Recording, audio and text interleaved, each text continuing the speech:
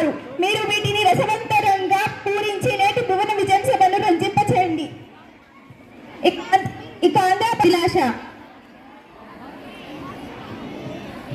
నా పేరు పింగళి.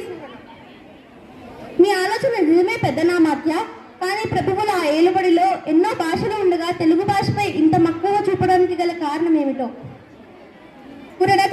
మందార బకర అందాలు జాలు వారే తెలుగును ఇష్టపడని వారుందరే. తెలుగుదేలనందువా తెలుగుదేల ఎన్న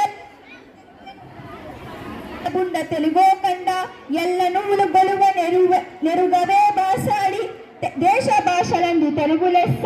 మరి ఇంతటి మన తెలుగు భాష మీద ఎవరికైనా ఎందుకు మమకారం ఉండదు పెద్దనార్య? కవులారా, మేము తర్వాత పద్యమును పూరిస్తాం. ముందు మీరంతా పద్యపూర్ణకు పూనుకోండి.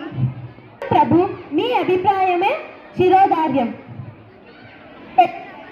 నీ పద్యపూర్ణకు సమస్య ఇదిగో. అగ్రజానుజులే రనుజాగ్రజులుగా. ఆహా, ఏమి సమస్య? అన్న తమ్ముళ్ళు తమ్ముడన్నాలయ్యారు. ప్రభు, నా పూరణ ఇదిగో. పుష్యమీన్ భరత్యాకుడు పుట్టినాడు. మనసి లక్ష్మణు దాక్షేష పుట్టినాడు. భరత లక్ష్మణ క్రమమీద ఎరసి చూడ నాగ్రజనజులై రాను జాగ్రజులై. కానీ లోక వ్యవహారం రామ లక్ష్మణ భరత కృతజ్ఞులు అని ఉంటుంది. కరినెత్తుకపోయి ఎలుక కలుగున దీనిని అర్థవంతంగా పుంచండి భట్టుమూర్తి గారు. పల్లె జీవనలకు సుపరిచితమైన చక్కని సమస్య ఇచ్చారు మహారాజా. కరులు చిలుకలెత్తలు చక్కరతో ననరించి ఆచ కడబెట్టుడచో గరిమర్చే వట్టకుండా కరినెత్తుకపోయి ఎలుక కలుగుందీనియన్. ఎంత అద్భుత పూరణ! ఎలుగు ఏనుగును ఎత్తుకొని పోగలదా? ఆ ఏనుగు రంధ్రములో పట్టున ఏనుగులు, చిలకలు, ఎత్తులు మొదలైనవి చక్కెరతో చేసిన బొమ్మలు. వ్యాపారి పగలంతా వీటి అమ్మాడు. సాయంత్రానికి అన్ని బొమ్మలను ఎత్తిపెట్టి ఒక ఏనుగు బొమ్మను మరిచాడని దానిని ఎలుక రంధ్రంలోకి ఈడ్చుకుపోతుందన్న మీ భావం వినుల విందుగా ఉంది. కవి అందుకోండి. గాడిద ఏడ్చం దద్దన్న ధన సంపన్న. దీనిని పూరించండి. రాజశేఖర, మానవులతో ఆడిన మాటలు తప్పేవారు కొందరు ఉన్నారు. జంతువులలోని దీనిని చూడలేము. అయినా దైవ కృపతో పూరించగను. ఆడిన మాటను తప్పిన గాడిద ఏడ్చగంతచుంగా. వీడా నా కొడుకని యొక్క గాడిద ఏడ్చగదన్న ఘన సంపన్న. లౌకిక జీవన గమనంలో గ్రామీణులు దూషణను ఆడి తప్పిన జనుల హీన స్వభావాన్ని తెలుపుతూ మాట నిలబెట్టుకోవడం విలువ చాటారు. ఆడి తప్పితే మనిషిని గాడిద కొడుకుని తిట్టినప్పుడు విశ్వాసానికి మారుపేరుగా నిలిచిన జంతువు గాడిద ఏడ్చింది అన్నారు. దీన్ని చెప్తూ దృష్టంగా రూపంలో సాగిన మీ పూరణ బల.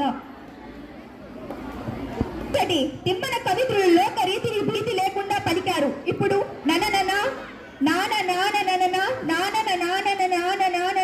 అనే సమస్యను పూరించండి.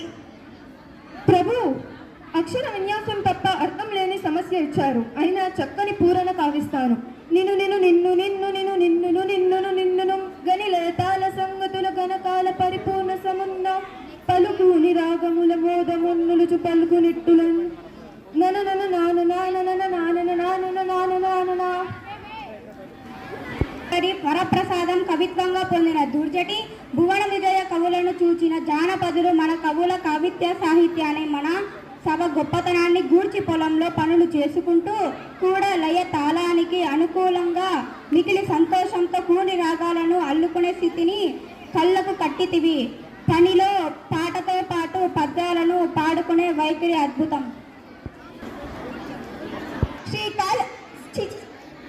అవునవును, జానపదుల సొత్తు జానపదం. సత్యం చెప్పారు రామకృష్ణ. తదుపరి మీదే వంతు. మీ పద గుస్వానాన్ని మేమ రుదుదము. మేక మరియు తోక, ఈ రెండు కొత్త పదాలతో ఒక సీస పద్యం చెప్పండి. మమ్మేలిన దేవర నన్నా దేశిస్తే కాదంటానా. ఆలకించండి మహాప్రభు. మేక తోకకు మేక, తోక మేకకు మేక, మేక తోకకు తోక, తోక మేక, మేక తోకకు మేక, తోక మేకకు మేక, మేక తోకకు మేక, తోక తోక.